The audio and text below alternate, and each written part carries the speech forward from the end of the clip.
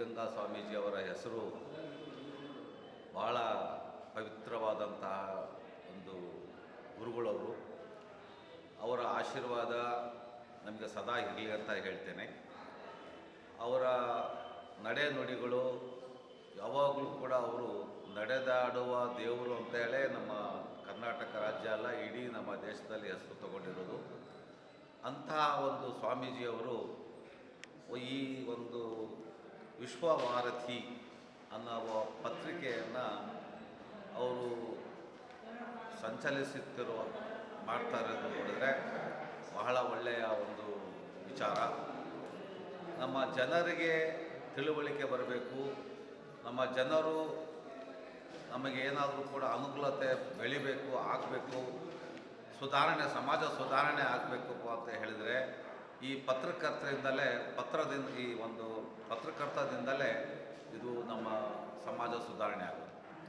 ಈ ಒಂದು ಪತ್ರಿಕೆಯಿಂದ ವಿಶ್ವಭಾರತಿ ಪತ್ರಿಕೆ ನಮ್ಮ ಇಡೀ ಈ ಜಿಲ್ಲೆಯಲ್ಲಿ ಸುಮಾರು 5 ವರ್ಷದಿಂದ ಪ್ರಚಲಿತವಾಗಿದೆ. ಇದು ಯಾವ ರೀತಿ ನಮ್ಮ ಸ್ವಾಮೀಜಿಯವರು 100 ವರ್ಷ ಬದುಕಿದ್ದರೋ ಅದೇ ರೀತಿ ಈ ಪತ್ರಿಕೆಯು ಕೂಡ ನಮ್ಮ ಜಿಲ್ಲೆ ಅಲ್ಲ, ರಾಜ್ಯ ಅಲ್ಲ, ನಮ್ಮ ಇಡೀ ದೇಶದಲ್ಲಿನೇ ಒಂದು ಒಳ್ಳೆಯ 100 ವರ್ಷ ತನಕ ಉತ್ತಮವಾದಂತಹ ಒಂದು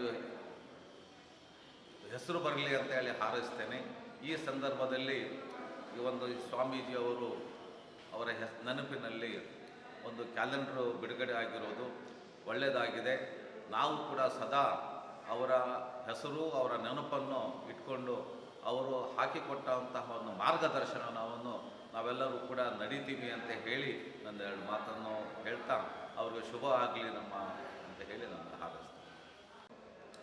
ಈ ನಾಡಿನ ಪ್ರಸಿದ್ಧ ಧಾರ್ಮಿಕ ಮತ್ತು ಆಧ್ಯಾತ್ಮಿಕ ಕ್ಷೇತ್ರ ಆಗಿರುವಂಥ ಸಿದ್ಧಗಂಗಾ ಮಠದ ಒಂದು ಆಶೀರ್ವಾದದೊಂದಿಗೆ ಏನು ಸುಮಾರು 5 ವರ್ಷಗಳಿಗೂ ಹೆಚ್ಚು ಕಾಲ ಪ್ರಾರಂಭವಾಗಿ ನಡೀತಾ ಇರುವಂಥ ವಿಶ್ವಭಾರತಿ ದಿನಪತ್ರಿಕೆ ಈ ಭಾಗದಲ್ಲಿ ಉತ್ತರೋತ್ತರವಾಗಿ ಬೆಳೀಲಿ, ಸಮಾಜದ ಹಾಗೂ ಸಾರ್ವಜನಿಕರಿಗೆ ಒಂದು ಒಳ್ಳೆಯ ಸಂದೇಶ ನೀಡುವಂಥ ಪತ್ರಿಕೆಯಾಗಿ ಇದು ಹೊರಹೊಮ್ಮಲಿ.